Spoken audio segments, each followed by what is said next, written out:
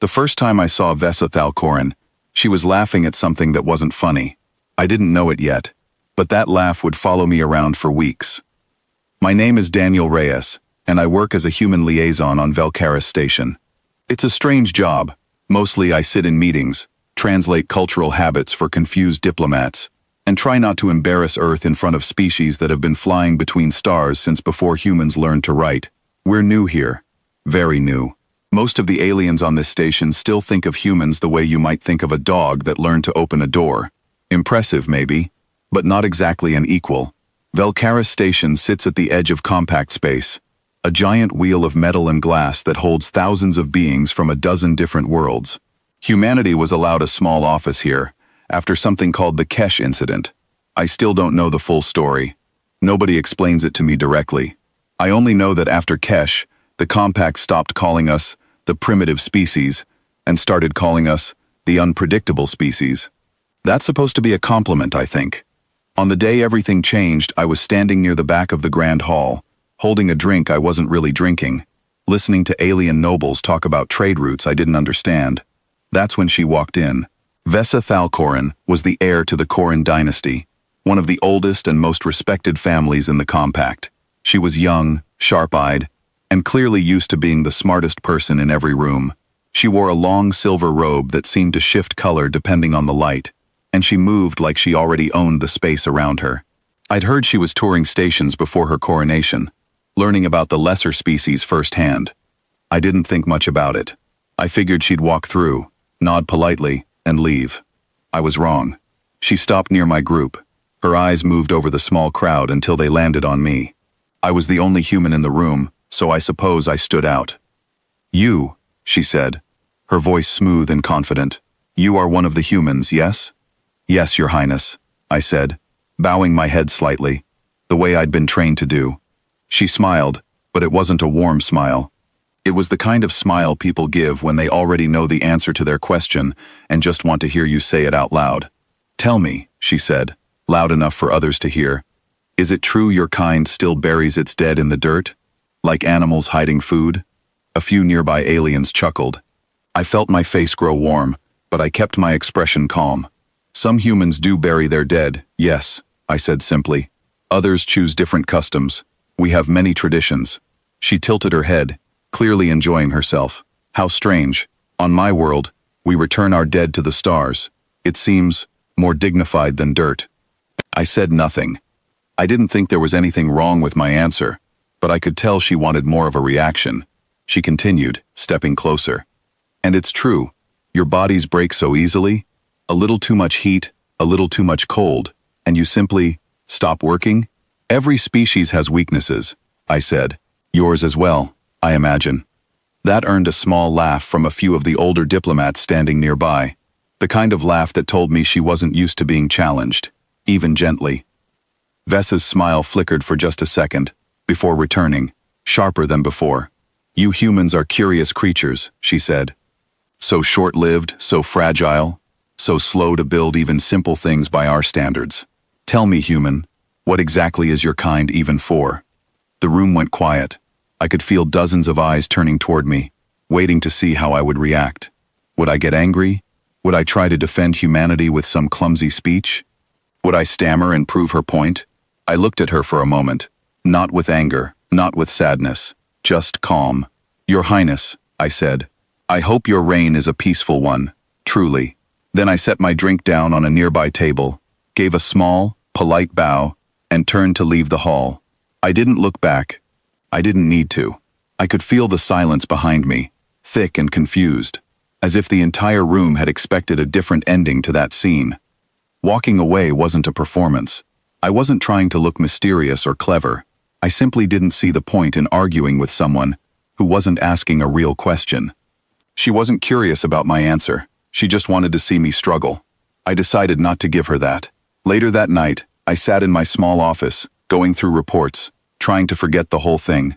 My door chimed, and I opened it to find Ambassador Doran Vex, an older alien diplomat from a species called the Ashani.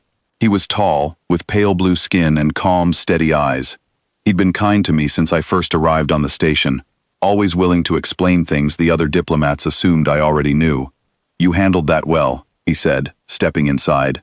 I didn't really do anything, I replied. I just left. Exactly, he said, sitting down across from me. Do you know why that surprised everyone so much? I shook my head. Because most species, when insulted, either fight back with words or shrink away in shame, he said. You did neither. You simply decided the conversation wasn't worth continuing.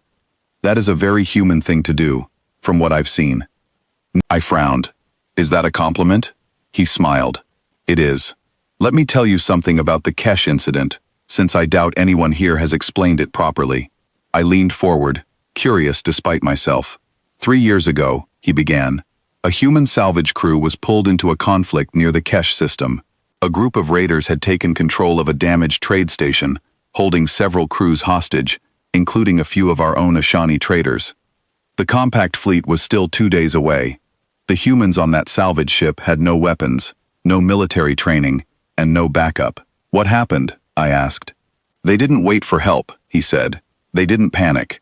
They studied the station's structure, found a weakness in the raiders' control systems, and quietly shut down the station's life support in sections the raiders were using, forcing them to retreat without a single explosion, without a single dramatic battle. Then they simply repaired the systems, freed the hostages, and waited calmly for the fleet to arrive. I blinked. That's it? No fighting? That's it, he said. No shouting, no threats, no display of anger. Just quiet, precise action. When our fleet commander asked their captain why they didn't wait for backup, she said something I will never forget. She said, "We didn't have time to be afraid, so we used the time to think instead." He paused, letting that sink in. After that, he continued, many of us realized something about your species. Humans do not always need to prove themselves loudly. Sometimes the calmest response is the most powerful one. That is what you did today with Vesa.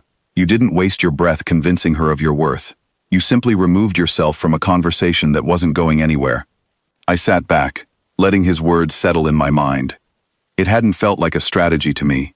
It had just felt like the right thing to do in the moment. But hearing him explain it that way made me see it differently. She's young, Doran said, standing up to leave. She's used to being right about everything. Today, for the first time, she might have to sit with the possibility that she wasn't. He left, and I stayed there for a long while, staring at the door, wondering if any of this would actually change anything. The next morning, I was back at my desk, buried in paperwork about trade agreements, when I heard a soft knock. I looked up, expecting one of the station staff.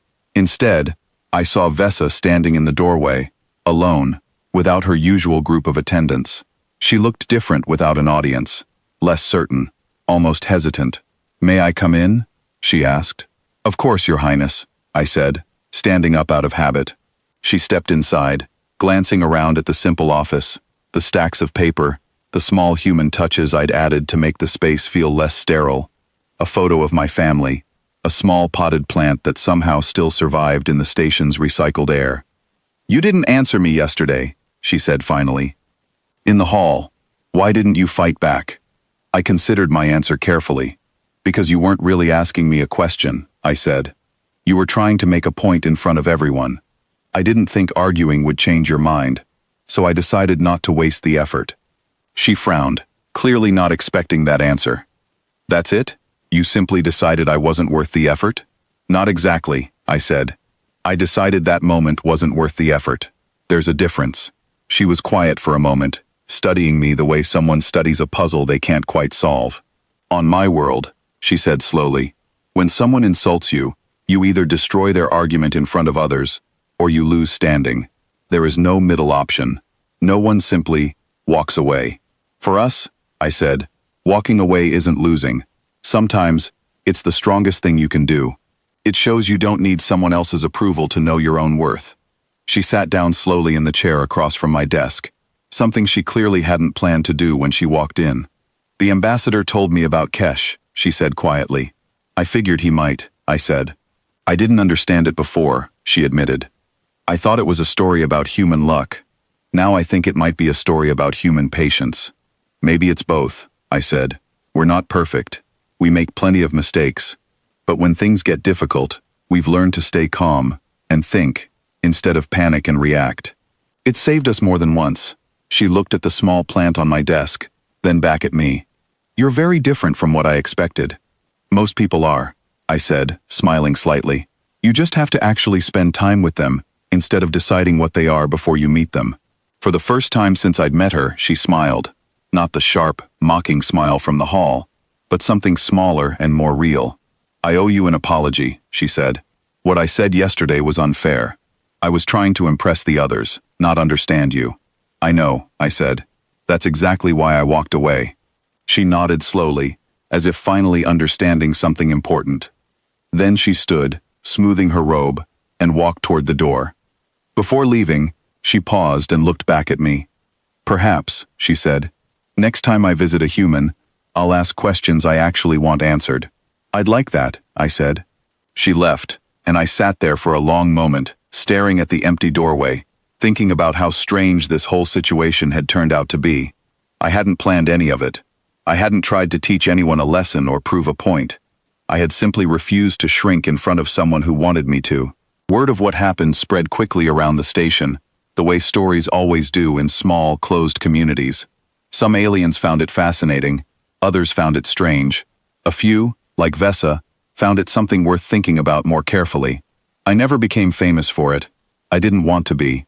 I wasn't trying to represent all of humanity in that hallway, and I don't think one conversation changes the mind of an entire species.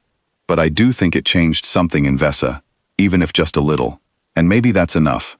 Maybe you don't need grand speeches or dramatic victories to make a difference.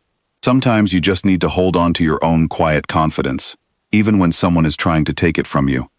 I still see Vesa sometimes, walking through the station with her attendants, preparing for her coronation. She nods at me now, a small, genuine gesture, nothing like the mocking smile from that first day. I nod back, and then I return to my work. Because there's always more to do, more reports to file, more small moments where being calm matters more than being loud. That's the real secret about humanity, I think. We're not the strongest species in the galaxy. We're not the smartest, or the fastest, or the most advanced. But we've learned something valuable along the way. That sometimes the most powerful thing you can do is stay calm, stay steady, and simply walk away from a fight that was never worth having in the first place.